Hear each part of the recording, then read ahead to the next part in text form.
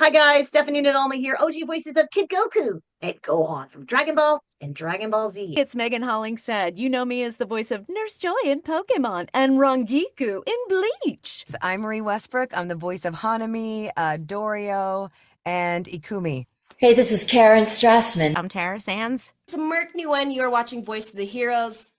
Take it away, Flea Boy. What's good, everybody? You already know who it is and what it is. And if you don't, it's the one and only one, Flea Boy Jetson. And you're watching Voice of the Heroes podcast. So if you're tuning in for the first time, please don't forget to like, comment, and subscribe. And click that notification bell so you don't miss any interviews or discussions from your favorite heroes or villains from around the world. And today we got a very special guest. You may have heard her in anime shows like Seven Deadly Sins, Four Knights of the Apocalypse, Ultraman, Code Geass, Rose of the Recapture, ReZero, starting life in another world, and games like Genshin Impact, Like a Dragon, Pirate Yakuza in Hawaii, and she's Poison Ivy in the new DC Dark Legion game. Let's welcome Jennifer Sunbell. How you doing? I'm doing great. Thank you so much for having me. Oh my gosh, all those titles are so long. Right? Anime. Yeah, that's anime for you, man. I've seen titles that were extremely long and heavy-winded. But welcome to the show. How you doing? What's your weekend looking like for you? Coming up weekend or last weekend? Well, this weekend coming up. This What you weekend. guys got plans? Yeah, actually, so I'm based in LA, and in the OC, Orange County, they have a Japan Fest. So I'm gonna try and go and get my grub on. I like to eat. That's what's up. I respect it. It must be great living in LA. How did you come about moving from over there? Because if I'm not mistaken, ain't you originally from Detroit? Well, my dad is originally from Detroit. He's in the military. So like I was born in El Paso at Fort Bliss in Texas. Lived in Germany twice, South Carolina, Kansas, and then my dad and my mom retired in Atlanta. So I'm actually, I guess From Atlanta all would, over the world. Atlanta would be the place that I was at the longest before moving out to LA. But moved out to LA to be an actor and, chase the dream and do all that. How was the transition for you moving out there? Yeah, it was different because the furthest west I'd ever lived in was, the tip of Texas and El Paso, which is very different. It's desert and stuff. But yeah, it was different because Atlanta was the biggest city I had ever lived in, and I grew up in a lot of small towns. So then coming out to LA, I was like, wow, this is next level because it's so huge. But I don't know, fit right in. I was like going snowboarding, going to the beach. I love it. I love it so much. That's what's up. What was your first spark, that moment you realized performance was the path you wanted to take on? Well, so growing up, my family didn't have a lot of money. And so going to college and doing the whole thing was like very, very important to my family, my mom and dad especially. So I was like preparing, I was, studying and doing all of that stuff. But in high school, I was like, I want to audition for this musical because I love to sing as well. So I auditioned for Guys and Dolls and I got cast and I did my first thing. I was like, I love this. And then I was like, okay, and I'm gonna go. I graduated as a valedictorian and I went to Georgia Tech and I was like, okay, I'm gonna do the school thing. And then after I graduated, I was like, oh, I don't really want to do this. I don't want to do this. I don't want to do this. And then my boyfriend, now husband, he got into acting and somebody was like, you need on-set experience and you know what, so go do this show, just be an extra and bring your girlfriend, she's pretty. I was like, great, I'll go hang out with you and get paid like $150 for the day, which was a lot back then for me. It's a lot for a lot of people. So I did it and I was like, ooh, this is fun. And that's how it all started taking acting classes, got an agent, and here I am. That's amazing. So you and your husband, does he still act as well? Yeah. He also produces and he's getting into directing. Yeah. So, but he doesn't really do much voiceover. He's more, he likes to be on set. Yeah. Done a couple things. And I've tried because he has a great voice and he's a fantastic actor, but he's kind of like, I don't want to be in a box and talk.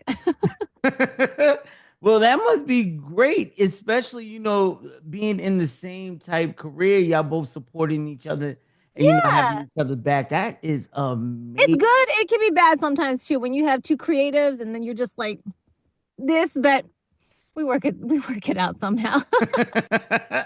Well, kudos to y'all, man. I love that for y'all. Now, what was your first reaction when you got cast as one of Batman's most iconic rogues in his gallery as Oh my gosh. Poison Ivy?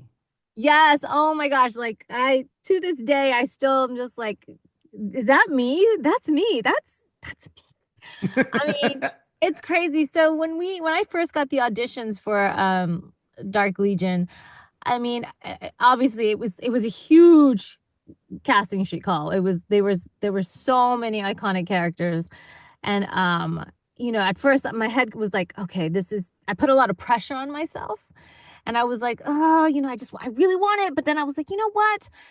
So everybody in their everywhere is going to be auditioning for this because it's Batman. It's Poison Ivy. It's Catwoman. It's Batgirl. And so I was like, you know what? I'm just gonna have fun. I'm just gonna have fun. I auditioned for several different characters. Poison Ivy was one, obviously. Harley Quinn, Batgirl, Raven. Oh, I was just like, I was just throw 'em. I was like, let me try whatever. And I just, Between us, right? yeah. Which one did you have your eyes set on the most of? Um, this is what I will say. I had probably one of the let loose, go crazy, don't care what happens was Harley Quinn, obviously, because she's just crazy. And I typically actually book a lot of roles that are like kind of like her, a little insane, but I don't know what that says about me, but honestly, I think Poison Ivy was one because I remember so for Poison Ivy, they weren't super long lines or anything like that for the auditions. It was like 4 or 5 lines. And one of them she's kind of just like talking poetically and like about to like basically, like about to go in for the kill kind of thing. And I just remember thinking, you know what? Again, I'm a singer. I was like, this is kind of like a lyrical song type thing happening here. I'm just gonna make up some weird haunting melody and just sing this. And I remember doing like that to me, like is very memorable for me because I was like, they're either gonna love it or they're gonna hate it. And I was like, I'm just gonna do it because I mean, again, what do I have to lose, right? I'm one of how many people who auditioned for Poison Ivy. So I just was like, I'm just gonna do it, and I just really feel this is what I'm feeling, and I'm gonna have fun with it. You know what I mean? And so I did, and then when I got the offer, I was like, really? Am I reading this? I literally read it like 5 or 6 times, and I was like, did this really happen? Am I Poison Ivy right now? This is insane. And then I go to my first session on the Warner Brothers lot, and I'm like, you chose me, right? It is me, right? You know what I mean? I just was like, oh, I can't believe this. And it's just been honestly such a dream come true. And I got to work with Kal-El and just everyone at Warner Brothers has been amazing. And they also signed I don't know if you know, there's a strike happening for Yeah. interactive games. And so I had to stop working on it when that was called back in July. Mm. So because it was a strike game, so I wasn't able to work on it. And then in January, I want to say it was January, I got the email that was like, they signed the interim, so you're going back in. I was like, yes. So that's amazing too. And yeah, I don't know. It was really cool also with Poison Ivy because I'm also Poison Ivy and I'm dark Poison Ivy. So I don't know how far people are. I won't give away too many spoilers or anything like that. But yeah, I got to like literally talk to myself like a crazy, and it was I amazing. can't wait, man. I'm gonna definitely check it out. How did you approach voicing such a layered character? With the equal Yeah. parts of seductions, the scientific part of her, and the more or less, like you said, the dark poison ivy, which I'm assuming is more savage Yeah. of a voice. How did you approach that? When for the initial audition, of course, you're thinking about all these things. How can I layer all of these things?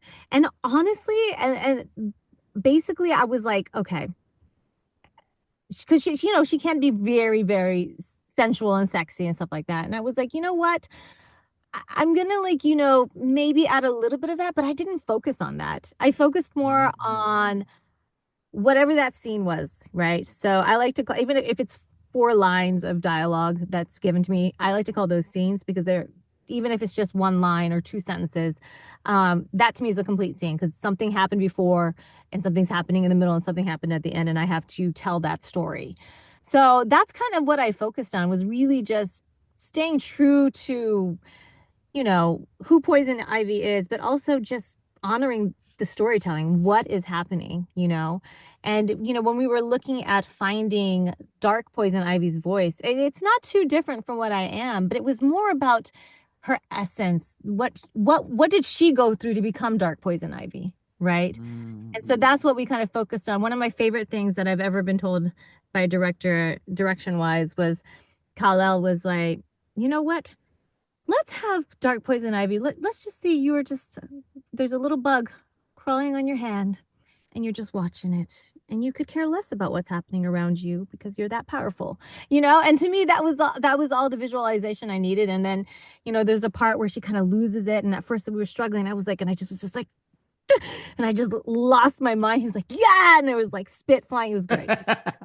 Yeah, it was great. Yeah. I And love fun it. little tidbit. They also had me just for fun. They're like, can you just be an Amazonian warrior? I was like, yeah. So I got to be like just an Amazonian warrior in like some other part of the story, which I don't even know where it's at. And That's yeah, and then I amazing. was like, I did one take where I spit, and I was just like, and I spit on somebody, and he was like, oh, let's use that. And I was like, Speaking of that, right? You ever had a situation like that because you did a lot of additional work? Of course, you voiced a lot of characters where you was completely out of your comfort zone, and you was like, "You want me to say or do what?" And and you just you said, "All know, right," whether it was like a grunt or a monster noise or something like that. Well, yeah. and how did you tackle it? I I don't have a lot that I'm afraid to do or try. I'm like, great, let's go for it. Let's go for it. The only time it does get awkward is sometimes you have to do like, for like, like a dubbing thing where you're having like it's in the bedroom, you know what I mean? And you just got eyes and ears on you, like it can be a little awkward, but you just go for it. You just do it. Probably one of the most craziest and challenging roles, if we're talking vocally Yeah. stressful stuff, would be Sirius from ReZero. I mean, because my girl, I love her. She's just crazy. She's crazy.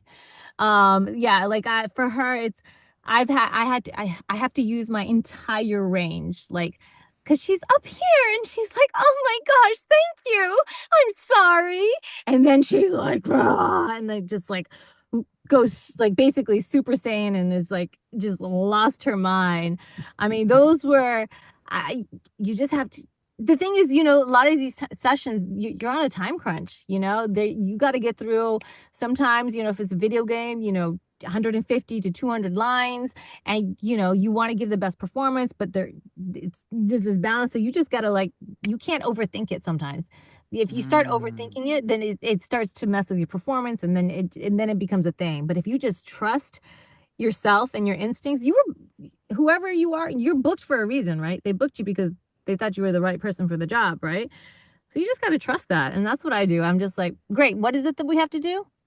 Okay, I'm being thrown off a cliff and I have to scream for like 20 seconds. Great, let's do it. Okay.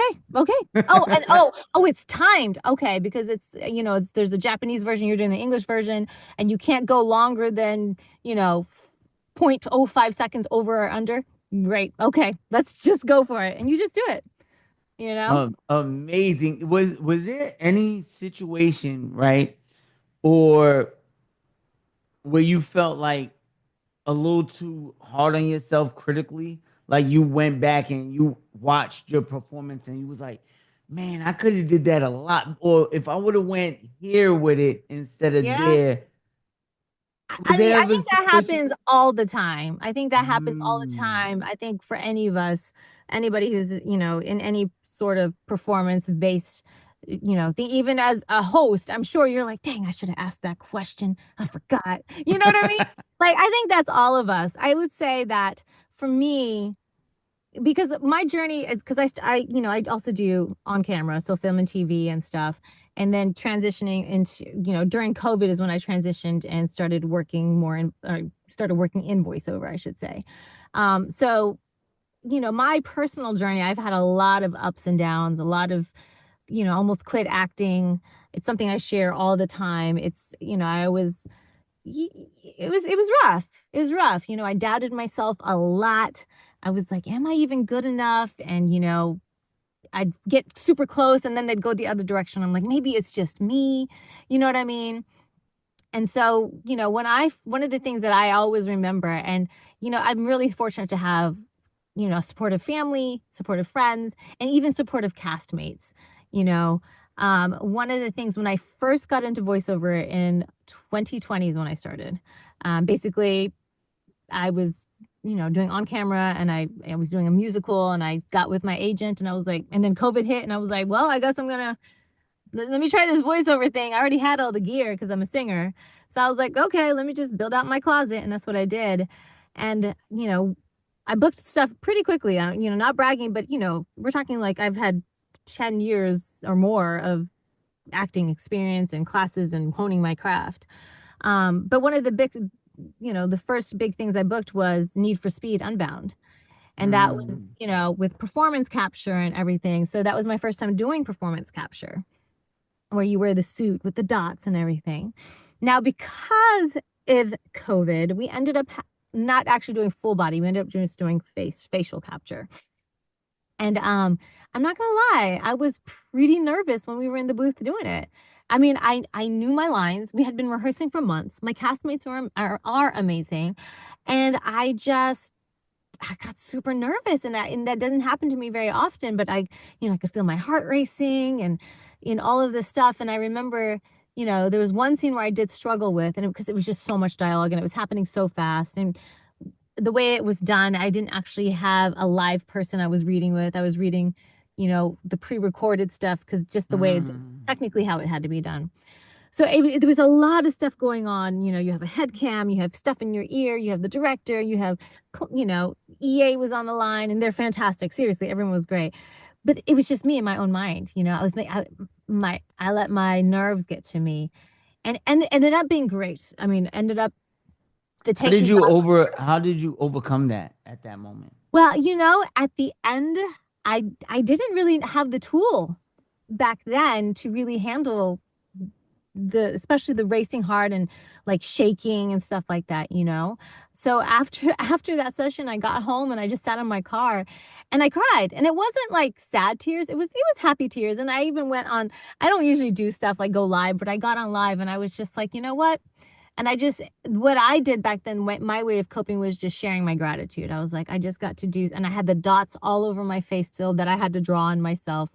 And I just shared, my heart. And I just sat in gratitude that, like, I just got to do something freaking amazing, with some incredible people. And like my castmates were all, like Elizabeth's like, oh my God, it was so great. You were fantastic. Don't ever doubt it. And I was just like, I love you.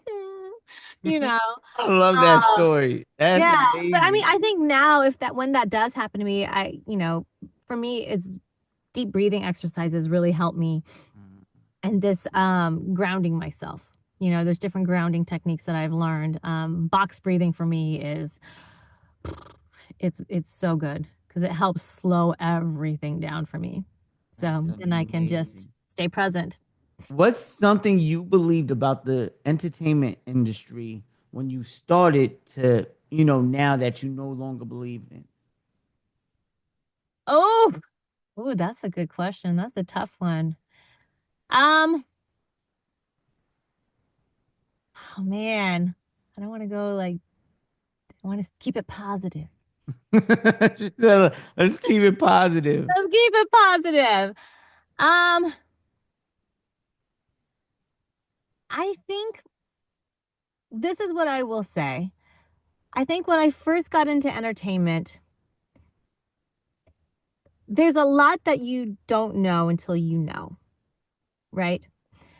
And I don't know that there's anything that I believed in that I don't believe in now per se, but what I will say is I have learned a lot.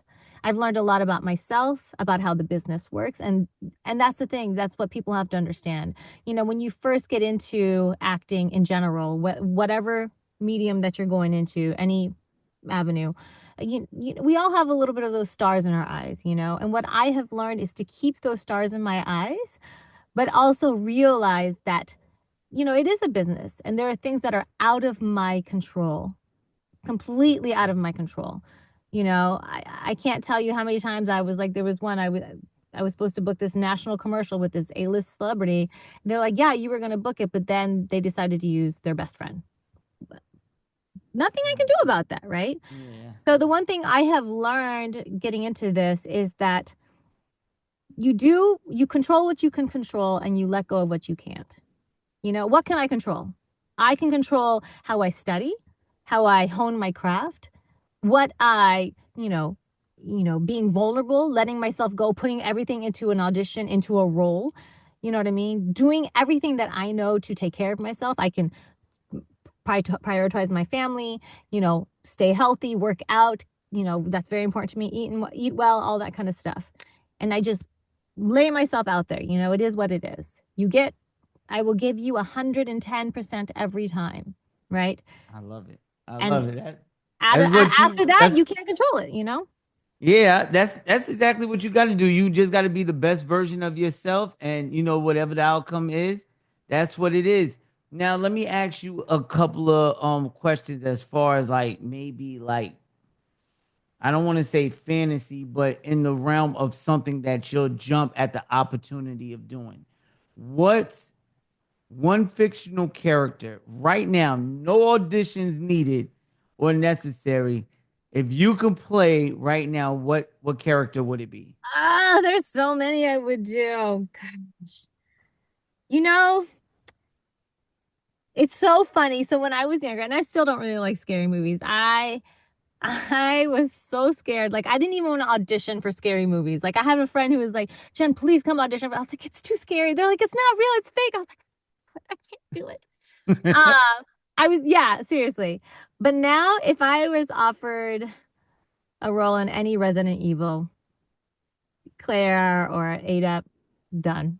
I'd be so happy. Oh, that's amazing. And Yeah. it's funny that you say that, right? Because I don't know if you had the chance to check out the new Devil May Cry anime that just dropped I did not have yesterday. a chance. I started to watch it, but my boy Jason Kelly's in it. Just Yeah, kidding. so they mention a Easter egg, and Dante mentions Raccoon City.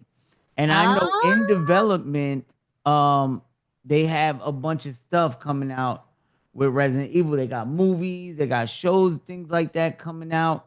yeah. So if you was to get cast in that world, is there a particular character you would like to play, like Jill, Valentine, or Claire Redfield? Which one out of the two would you like to play out of those two? I don't know, man, because like they're so iconic. I don't know. It would either be like a Jill or a Claire, or an Ada, like a badass female, right? It would be either that, or I'd be a villain. I would just be whatever the next villain is, and Oh, yeah. I love that. I actually like that choice.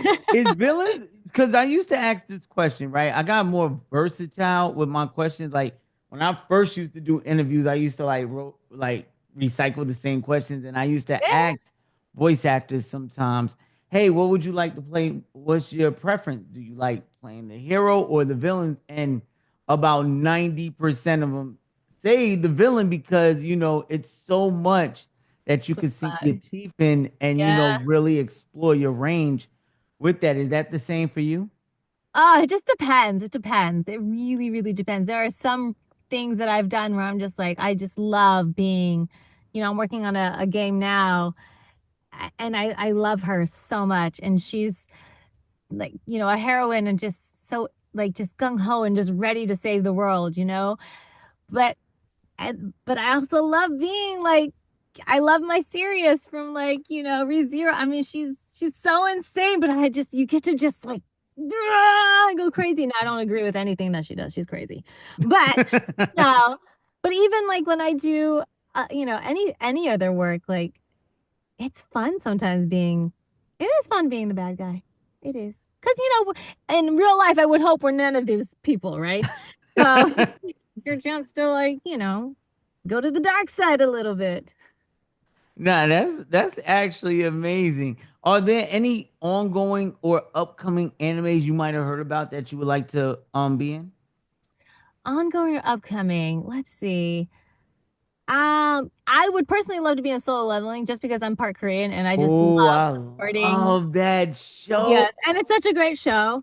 Um, you know, if Dragon Ball would be awesome. I grew up watching it, so I'd love to be in Dragon Ball. You know what I really wish they would do? There's an old anime called Robotech. I wish they would redo that, and I would want to be in that so bad.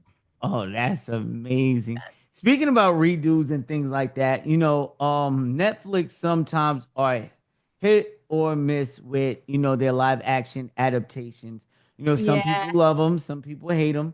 A lot of Hmm. mixed feelings about it. But if you was to do or recreate any of the animes you've been in so far and turn it into a live action adaptation, which one would you choose? Oh man, that's crazy. That's a good question. Okay, if it was to be like one with like heart and all that kind of stuff, it would definitely be Suzume. That would be amazing. Just because it's such a beautiful story and it's one of my it's definitely a core memory for me, Tamaki. Um, and then just for fun, I guess it would be ReZero because I don't. That would actually be awesome. I'm not gonna lie. It would be hard to do. I mean, it's crazy. It's so crazy. It gets so dark. I don't know. It might be too dark for live action. There's certain things that you can do in anime that like live action would just be like, oh no. You know what I mean? Speaking of live action and stuff like that, and just shows in general, what's on your watch list right now? What are you currently Oh, watching? the Hubs and I are watching The Residents right now, which we love. I Mm. don't know if you're from that's kind of like, Clue. It's really good. Really good. And each night I'm like, well, who do you think killed him? Who did it? Well, it's definitely not this person. So it definitely has us talking, which I really love. I love that it has us talking. Yeah. That's amazing. And Yeah, then Handmaid's Tale, the new season is dropping. So, or did it drop? I can't remember. It's coming or it's already dropped. I don't know which one. But yeah, I do. Although I do have to still catch up on the last season. I got too busy. Thank you. I got way too busy and I just had to stop watching. But yeah, Handmaid's Tale is yeah, another one. busy is a I good would thing. love to be on Handmaid's Tale. That type of show that's just so good. All right, now I also read somewhere, right? I think it was your IMDb. I'm not sure, but I read that you're really heavy in Disney films, right? Oh, am I? Well, I do a lot of Disney like dubs. Oh, Yeah. okay. So let me ask you, Oh, you right? mean like I like Disney films? Yeah, you like Disney films. Yeah. All right, so what would be your top three Disney films of all time? Okay, so let's see, Mulan definitely Oh, I love that love one. Mulan. I'll make a man out of you. Yes. Um, I mean, there's so many. Okay, when let me see this. When I was little, it would have for sure would have been Beauty and the Beast, Little Mermaid, and Mulan. Now that I'm older, I would say still love Mulan. That's still one of my favorites. Inside Out, if we're gonna go that Oh, way. And then so many good ones. So many good ones. Either like a Toy Story, the Toy Stories franchise, or Moana, the first one. okay, Yeah. okay. Now let's get a little more into the influence side, right? And talk about your upcomings. Who inspired Jennifer Sunbell coming up? Who's your Mount Rushmore of voice actors? Ah, so here's the thing. When I got into voice acting, I didn't really know a lot of the voice actors. Oh. Because I was so heavily in film and TV, I didn't really know who the iconic ones were. These are things that I've learned over time for sure. Um, this is what I will say. The people that have inspired me in voice acting are the people that I know now, that I'm close with, and that I have developed some amazing relationships with. And some of them aren't even in voicing; they're casting directors, or Mm. directors. For me, like Tom Keegan, who directed me in Need for Speed, and he's directed me in Diablo 4. Like he is over film and TV, on camera to voiceover to anything. He's one of the best directors I have ever worked with, and he's just one of the most beautiful human beings ever. I adore him. I tell him all the time. He's probably like, "Oh, there goes Jen again." But I mean, he kind of he came into my life at a very pivotal time for me. You know, I told you I almost quit. I was done, and he really helped reignite a lot of the things that I was searching for in myself, and really influenced me a lot. And he, you know, he directed me in Need for Speed. I mean, it was incredible, you know. Honestly, from this is gonna be so cheesy, but if we're talking getting into voice acting, you know, my family has been inspirational to me because they have supported me so much, because a lot of people don't understand that when you get into voice acting, once you really start booking and studios know you, if I could show you my calendar, and this is not to brag at all like that, it's just to show that like you put in the work. I mean, I have spent many hours just in my booth, in this box, in my closet before I got this box. I mean, hours and hours just auditioning, just honing my skills, taking classes, doing all of these things. Because I'm coming from on camera, I had to learn. There was a little things, that I had to learn to transition into voiceover. I didn't know what an effort was, what an emote was. I was like, what is that? Like, I have to make the sound to make them, because I'm being kicked. Well, what does that sound like? I had to learn all that, because I know how to do it in real life, but to do it in just your voice and have that translate, it's a different thing. It's a skill you have to learn and practice. And so, my family has been so supportive. I mean, I couldn't do it without them, so they'd be up there. Hey man, shout out the fam, man. Shout Yes, out the I'm fam. telling you, like they as much as they sacrifice with me. There was a time where I was working 12-hour days. I would be in the PCAP stage all day and then go do a session from like 7 to 11. Because I was a lead on a show, and so it was you. They were like, okay, you need dinner. What do you need? I'll bring it to you. And I couldn't have done it without them. Let's see who else. Let's see if we're gonna talk voice acting. I'm gonna shout out, the people that again that are, Courtney Lynn, Sam Slade. These are some of the people that are like my closest confidants, and inspire me with their tenacity, their hard work, their talent. And if we want to name an iconic one that maybe everyone might know, I'm gonna shout out there's so many great people I want to shout out. I'm just gonna shout them all out. I love everybody. Let me ask you this question, right? Was there any performance in any anime that you watched that made you cry? In anime, Yeah, oh, anime. Suzume for sure. For sure. Suzume? Just everybody's performances, with Nicole's performance, Josh's performance. I mean, we're sitting there in the theater and I'm just like, because I don't know if you know, but when you're recording anime, you're only doing your part. Yeah, they So are separate. yeah, for the most part, I've only done a 2 projects where it was like a group record where we were in the same room and working off of each other, but you're just doing your part, so you don't get to see it, and they don't ever send you the full film or the full series or anything like that. So you only see your part, and they'll give you insight on what's happened before and stuff like that, but you don't see. Even then, sometimes you're recording and you might be the first person recording, so you're not going to get the other person's performance in your ears. So I remember, Suzume, I mean, already just had me crying just on my scenes alone. And then I heard, Josh and Nicole, and I was like, just crying and crying and just, trying to keep the makeup still on. Let me ask you, right? Are there any lines from any one of your characters that resonated with you on a personal level? This is gonna sound good and bad.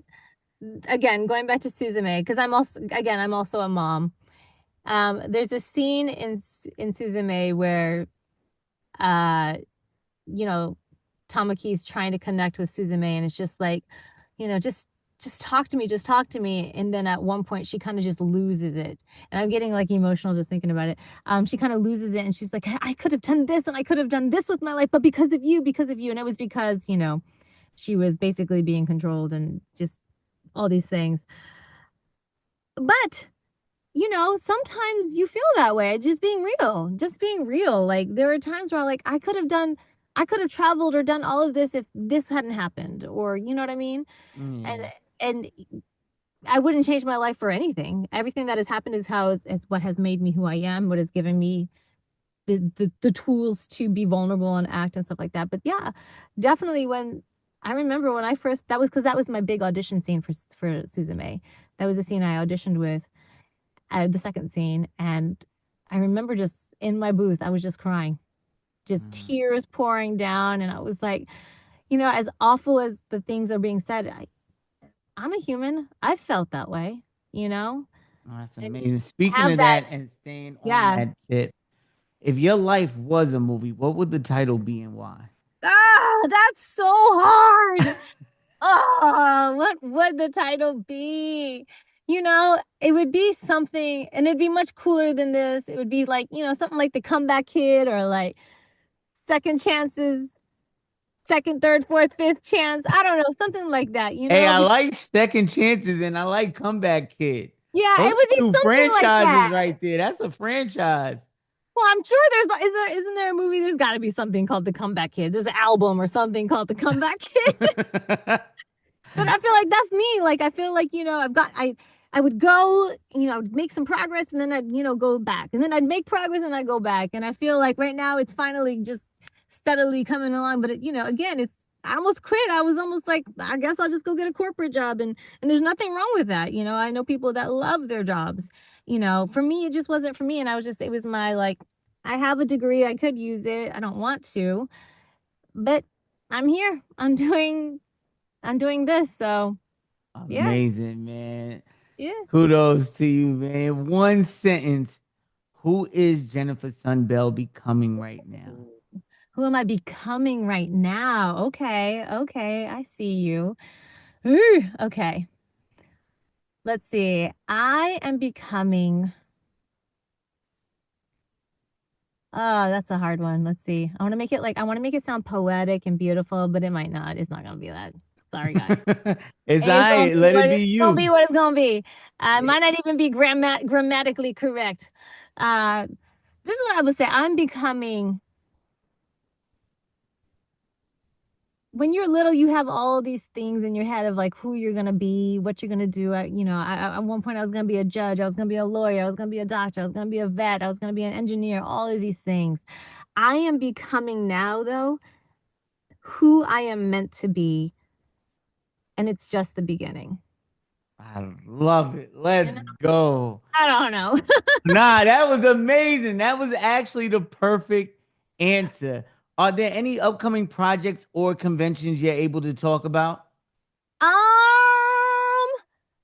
I wish I could tell you so many things. So many things. Hey, I don't want to get you in trouble. I know the I know I NDAs can't. are in There's place. there's a lot of things I can't talk about, but I will say, just keep your eyes and ears open. And where can people find you at on social media to keep their Yeah. eyes and ears open for Yeah, you? it's just at Jennifer Sunbell on the Insta, and I have a TikTok I never post, so sorry. Literally, I just have my name just to keep it. I had to say kudos to everyone who can, though. Like, you guys are amazing. I don't know how you do it. I don't know. It's hard, Yeah, man. just When keep you my have name. so many different social medias going on, it's like, okay, I'm on Facebook, I'm on Insta, I'm Yeah, on Twitter X or whatever they call it now. yeah. I'm on TikTok, I'm on YouTube. So it's hard to like Yeah, stay, it's hard. yeah, Well, you know connected what? with I everyone. will let me say this. So again, it's just my name at Jennifer Sunbell, like the sun in the sky, and then we go by Taco Bell. So Jennifer Sunbell, two N's, one F. Okay, not two F's. But I will say that my girl Courtney Lynn and I are creating a new streaming show, and we interview guests kind of like you, but we play video games. It's called One Up. So be on the lookout for that. It'll be coming out, I believe, we're launching in May or June. And So. what platform can they find that on? YouTube, Twitch? Yeah, it's gonna be on YouTube first, and then we'll go from there. We just trying to have fun, and just like we just want to talk to people like what you do, Hey, I and love it, man. I love it. I'm gonna definitely check you out. I believe I'm already following you on Insta, so yeah, I yeah, definitely yeah. check it out. Make sure I'm following you too. All right. Also, you got anything you want to say before we get up out of here? First of all, thank you so much for having me. This has been a blast. Everyone, check out Fleetboy Jetson.